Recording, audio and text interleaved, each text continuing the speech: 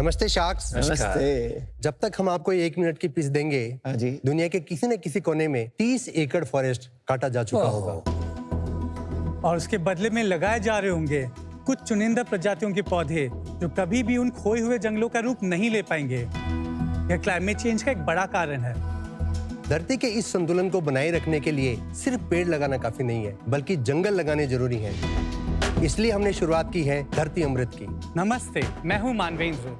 नमस्ते शार्क्स, मैं हूं retired marine commando Onkar Singh Shekhawat.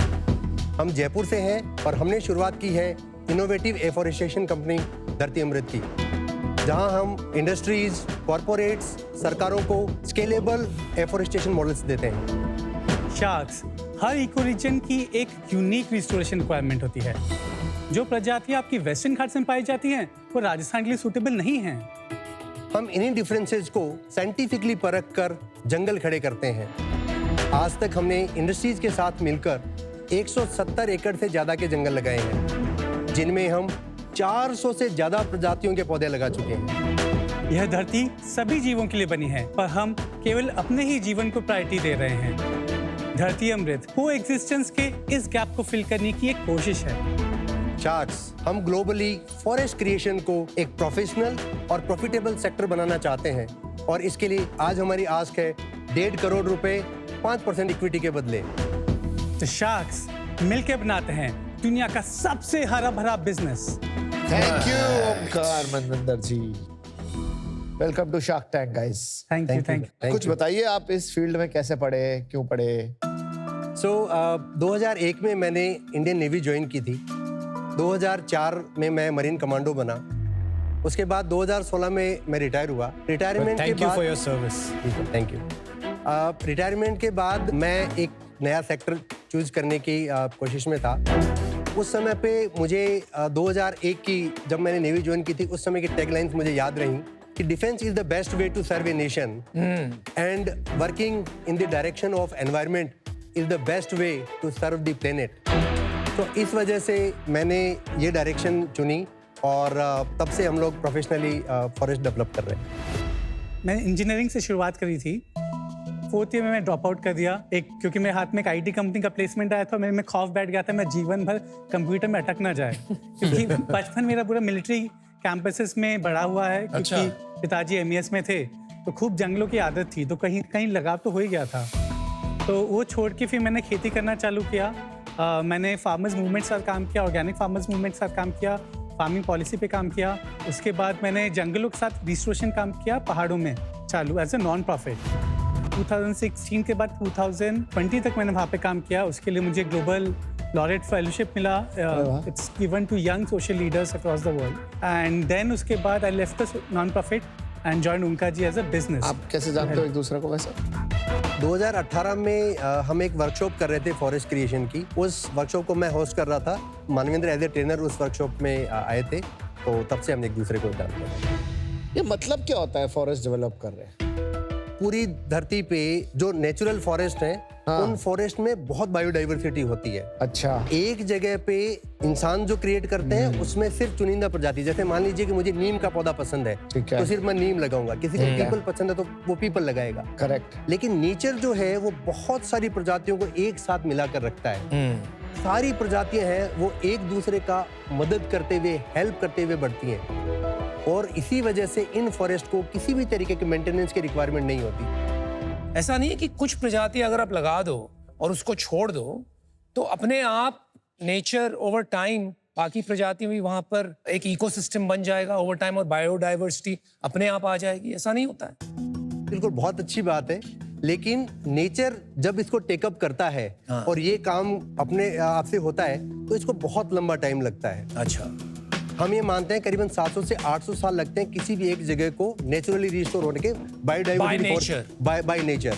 But अगर ह्यूमन इंटरवेंशन अगर हो उसमें, तो जो फॉरेस्ट 100 साल में बनता है उसको हम 10 साल में खड़ा कर सकते हैं। जब हम अकेला छोड़ते हैं, तो अगर आसपास आपके जंगल की सभी प्रजातियां हैं तो रिकवर हो पाता है। पर जो हमारी कई प्रजातियां हैं वो बूढ़ी प्रजातियां हैं। अच्छा। जो कि बहुत पुराने जंगलों में पाई जाती हैं। अब वो आपस में कम्युनिटी में ही एग्जिस्ट कर पाती है, जो हम मोस्टली खो चुके हैं। Right. और अगर हम लोग इनको खुला भी छोड़ दें ना, तो वो प्रजातियां जो कि बहुत ही इजीली अडेप्टेड हैं, जो बहुत आसानी से कहीं भी आ जाती हैं, वो तो आ जाएंगी, तो वो प्रजातियां जो कि एक्चुअली में क्लाइमैक्स और मैच्योर फॉरेस्ट क्रिएट करती हैं, वो कभी वहाँ पे आ नहीं पाएंगी अनलेस पास में आपका एक एग्जिस्टिंग फॉरेस्ट हो, जो कि मोस्ट केसेस में नहीं है। Got it, understand. आप इसके बारे में क्या करते हैं? हमें जहाँ कहीं भी फॉरेस्ट लगाने की जरूरत होती है, कैसे समझ में आता है कि यहाँ लगाने की जरूरत है? एक उदाहरण दीजिए ना, हाँ। जहाँ पे आपने कहीं पे तो फॉरेस्ट बनाया होगा या लगाया होगा। इंडस्ट्रीज के लिए हमने प्रोजेक्ट किए हैं और HNIs के हमने उनके फार्म हाउस डेवलपमेंट में हमने प्रोजेक्ट किए I हैं। see, I so see. Industries जब हमें बुलाती हैं अपनी जगह पे फॉरेस्ट लगाने के लिए, जैसे तो ये हम- वाला ले लेते हैं, जी 21,400 सैपलिंग लगाई है 102 स्पीशीज की। जी, सो ये एक फैक्ट्री प्रमाइस है। फैक्ट्री के बगल में 6 एकड़ का एरिया खाली था। सो उन्होंने कहा कि हमारे इस एरिया को बायोडाइवर्सिटी फॉरेस्ट में कन्वर्ट करना है। सो हमने यहाँ के फॉरेस्ट को स्टडी किया, वहाँ से फिर हमें प्रजातियाँ मिली जो फॉरेस्ट में नेचुरली एग्जिस्ट करती हैं। हमने उनकी सूची बनाई, उनकी सूची में उनकी हाइट के हिसाब से श्रब, सब ट्री और कैनोपी के जो पौधे हैं उनको एक साथ मिला के हमने लगाया। ये आपको करने कितना समय लगा? It took around 1.5 months for us to complete. कितने पैसे बने? ऑलमोस्ट 2 करोड़ का प्रोजेक्ट था। 1.5 महीने में 2 करोड़? सिर्फ ये 1.5 महीने का प्रोजेक्ट नहीं है, हम जितने प्रोजेक्ट करते हैं उसमें प्लांटेशन के बाद उनको 2 साल तक मेंटेन भी करते हैं। That's the important thing. वो इन पैसों में इंक्लूडेड होता है। जी, मेरा भी अगर ऐसा सपना हो जाए कि खुद का जंगल हो, शेर हो, मोर हो, हाथी हो, तो आप बना देंगे? बिल्कुल सर। पहले तो ये अलाउड है क्या? मैं जमीन ले ली मैंने, समझो जी। फिर हमने कहा कि इसमें एकदम जितनी ज्यादा बायोडाइवर्सिटी हो सके जी। और कोई ऐसे जंगल के पास रख दी जहाँ पर ऑलरेडी शेर है, जी, तो ये बन जाएगी? कितने साल लगेंगे? मैं इसकी एक बहुत रिलेवेंस बताता हूँ आपको।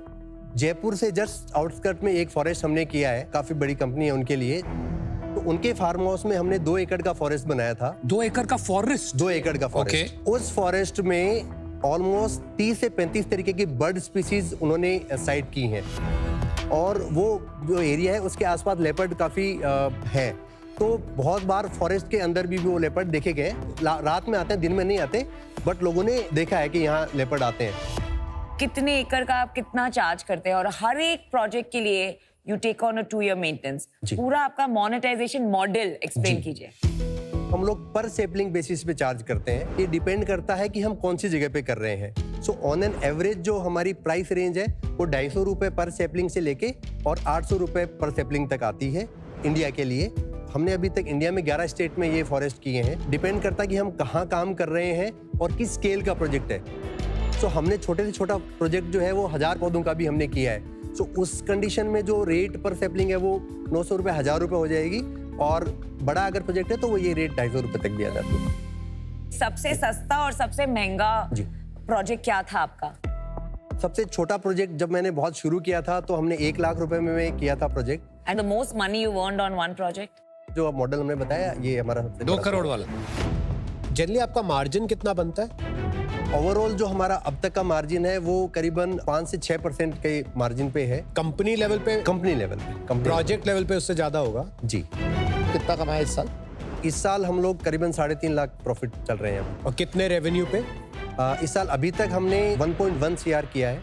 आपको ये नहीं लगता कि जैसे आप फॉरेस्टेशन कर रहे हो उसके साथ में अगर ऑर्गेनिक फार्मिंग या ऐसा कुछ साथ साथ में किया जाए तो वहाँ से रेवेन्यू भी बढ़ेगा और प्रॉफिट भी बढ़ सकता है? सर ये फ्यूचर प्लानिंग है हमारी। सस्टेनेबल मॉडल जो हो जिसमें कि हम ट्री प्लांटेशन प्लस उसके साथ कार्बन क्रेडिट और उससे जो प्रोड्यूस जनरेट हो उसके। तो आप 30 करोड़ की वैल्यूएशन कैसे लेके आ गए? 1 करोड़ का धंधा, 3 लाख का प्रॉफिट और 30 करोड़ की वैल्यूएशन, ये तो बहुत नाइंसाफी हो जाएगी हमारे साथ। पिछले साल जो हमारा टर्नओवर था वो हमने 2.41 CR किया था। ये साल 2025 जो है वो हमारे लिए बहुत ही रोलिंग ईयर रहा है। ये साल हमने काफ़ी सारे MOUs किए हैं। हमने अफ्रीका में Ethiopian wild life conservation think tank के साथ एक MOU साइन किया है। साइप्रस की गवर्नमेंट और साइप्रस के सबसे बड़े बैंक को ऑलरेडी हम प्रपोजल सबमिट कर चुके हैं, वो अंडर डिस्कशन है। वहाँ के 3 इको रीजन्स में हम लोग पायलट कर रहे होंगे अगले 3 महीने में। जो हमने आस्क मांगी है उससे ज़्यादा का वो पायलट प्रोजेक्ट होगा। मानवेंद्र जी, आप क्या करते हो यहाँ पे? मोस्टली मैं टेक्निकल आदमी है, तो मैं जंगल देखता है, मुझे जंगलों का रिसर्च करना पसंद है, उनका मैं समझना पसंद है, इकोसिस्टम के साथ काम करना पसंद है। स्पीशीज़ होती हैं, क्या लगेगा, कैसे लगेगा, क्या अप्रोच हम लोग यूज़ करेंगे, क्या मेथड फॉलो करेंगे, उन सब चीज़ की अंडरस्टैंडिंग मैं लेके आता हूँ। सारी सेल्स और सोर्सिंग आप करते हैं। जी। आप कैसे करते हो प्रोजेक्ट सोर्सिंग? अभी तक हमने मार्केटिंग कुछ नहीं किया है। हमारा सबसे पहला प्रोजेक्ट था Hilton group of country head जो है उनके फार्म हाउस को हमने किया था। वहाँ से उन्होंने अपने फ्रेंड्स को बताया, फिर ऐसे वर्ड ऑफ माउथ जो है ये फैलता लेकिन गया। आपको गवर्नमेंट कॉन्ट्रैक्ट्स क्यों नहीं मिल रहे हैं? सबसे ज्यादा जो लैंड इंडिया में है which needs work is government land, तो वो आपने एवेन्यू क्यों नहीं एक्सप्लोर किया? इस साल हमने राजस्थान में एक म्युनिसिपल कॉर्पोरेशन के साथ में एक फॉरेस्ट किया है। How did you get that lead? एक फॉरेस्ट हमने एक तहसील ऑफिस में किया था। तो वहाँ के एडीएम जो है उन्होंने वो फॉरेस्ट देखा था। उन्होंने कहा कि नहीं, ये तुम्हारा फेल आइडिया है, ये बिल्कुल काम नहीं करेगा। मैं 1990 का एमएससी एग्रीकल्चर हूँ और इसमें से एक भी पौधा जीवित नहीं बचेगा। हमने कहा सर हम भी यही हैं, 2 साल के बाद हम आपको इन्वाइट करेंगे इसमें। 2 साल बाद वो उस फॉरेस्ट को देखने आए। उन्होंने कहा कि यू प्रूव्ड मी रॉन्ग। उसके बाद उन्होंने फिर हमें बुलाया। लेकिन वो 2 साल के बाद जब आए तब तक पेमेंट मिल गया था गवर्नमेंट से? बहुत सारे प्रोजेक्ट हम एज ए मॉडल खड़े कर रहे हैं सबके साथ में मिल करके। ओमकार जी, मनविंदर जी, तो जापान में एक कॉन्सेप्ट है शिनरिन योकू, आपने सुना है? बिल्कुल। Forest bathing, Correct. It's a huge thing. Forest में जाके वहाँ टाइम स्पेंड कीजिए and it is documented through publications जी। कि आपको इससे बहुत फिजिकल और मेंटल हेल्थ बेनिफिट्स हो सकते हैं। जी। I mean there is actual physical data to prove this. Japan में तो this government has taken this up as a big agenda. एक लॉ पास किया गया है, इसके डेजिग्नेटेड सर्टिफाइड फॉरेस्ट है जहां लोग जाते हैं फॉर शिनरिन योकू। ऐसे कंट्री में जहां गवर्नमेंट ने इसको लिया है as a mandate, for that I can understand कि आपके जैसा बिजनेस मॉडल स्केल कर सकता है। But in a country like India, जहां you are dependent on just HNI, industrialists, it's a very small market. And that shows from your numbers, right? 1 crore after so many years of efforts is not a big amount. Great work, not an investable business. So for that reason, I'm out. Thank you. Namita ने ठीक कहा, ये एक services business है। आप बड़े बड़े project ला सकते हो, आपको डिस्ट्रीब्यूशन करना चाहिए वेल्थ मैनेजमेंट कंपनीज के थ्रू।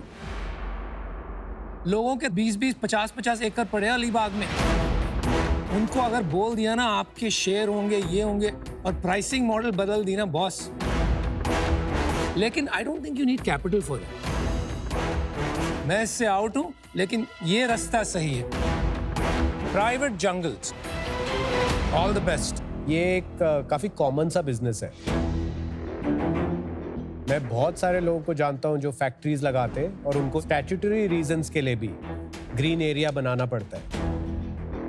किसी भी इंडस्ट्रियल पार्क में जाएंगे, वहां पे बहुत सारे सर्विस प्रोवाइडर्स होते हैं जो ये वाला काम करके देते हैं।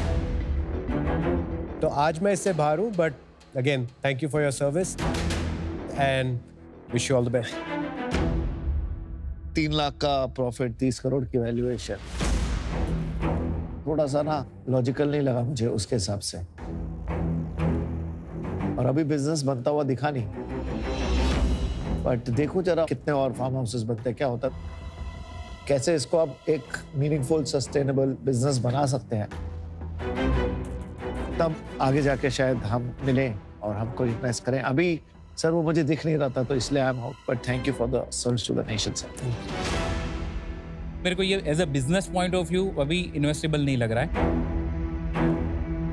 तो मैं आउट होना चाहूँगा। लेकिन आप बाहर जाके मेरे को रीच आउट करिए, 100% ये सेक्टर में हम लोग साथ में काम कर सकते हैं, कि हमको भी ये फॉरेस्टेशन करवाने के मतलब शौक है हमारा, तो हम लोग काम साथ में कर सकते हैं। Okay, thank you very much. Okay, bye. Thank you. भले ही शार्क्स ने आज हमारे बिजनेस में इन्वेस्ट नहीं किया, बट हमें काफ़ी अच्छा फीडबैक उनसे मिला है कि हमें अब किस डायरेक्शन में और काम करना है ताकि हमारा काम और बढ़ा। हार्दिक ने ऐसा कहा कि हम उनसे मिल सकते हैं शो के बाद और काफ़ी सारी अपॉर्चुनिटीज को हम लोग साथ एक्सप्लोर कर सकते हैं। उस जैसे लोग हैं जिनके साथ इंडस्ट्री में हम लोग बहुत ही स्केल कर सकते हैं and we can give customised solutions for them. So we are very excited about it. दोस्तों, बिजनेस का देसी फंडा विद लाहौर जीरा में आप लोगों का बहुत बहुत स्वागत है। इकोप्रेन्योर्स डे चल रहा है आज और हमारे साथ धरती अमृत के फाउंडर्स आ चुके हैं। इनसे बातचीत करेंगे, भाई इनके बिजनेस का देसी फंडा क्या है। वेलकम है पहले तो Thank you. मैं चाहता हूं कि आपकी पिच को सेलिब्रेट करने के लिए पहले हम लोग लाहौरी जीरा से एक चीयर्स कर लें और फिर बात आगे बढ़ाएं। जी। चलिए जी।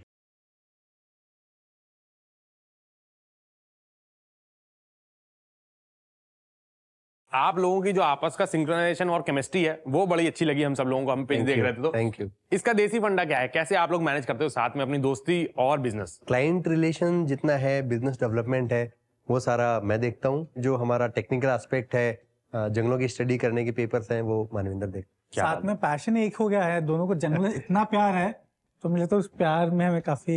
क्या बात है। यार इंडिया में अगर बिजनेस आपको चलाना है तो आपको बहुत जुगाड़ू होना जरूरी है। आपने अपने बिजनेस में कौन सी जुगाड़ें लगाई हैं वो बताइए मुझे। हमें ऐसे किसी जुगाड़ की अभी तक जरूरत महसूस नहीं हुई है। हम हमारा काम करते जा रहे हैं, अच्छे लोग हमारे साथ जुड़े हैं अभी तक, आगे भी हम देख रहे हैं कि अच्छे लोग हमारे साथ जुड़ते रहेंगे। क्या बात है। हम उम्मीद करते हैं कि अच्छे लोग आप लोगों से जुड़ते रहें और आप लोग बहुत अच्छा काम करें, आपका बिजनेस बहुत ग्रो करे। थैंक यू सो मच हम लोगों से जुड़ने के लिए और हमको सस्टेनेबिलिटी के बारे में इतना नॉलेज देने के लिए। आप लोग भी दोस्तों एंजॉय करते रहिए, पीते रहिए अपना देसी ठंडा, क्योंकि हर कोई पी रहा लाहौरी जीरा।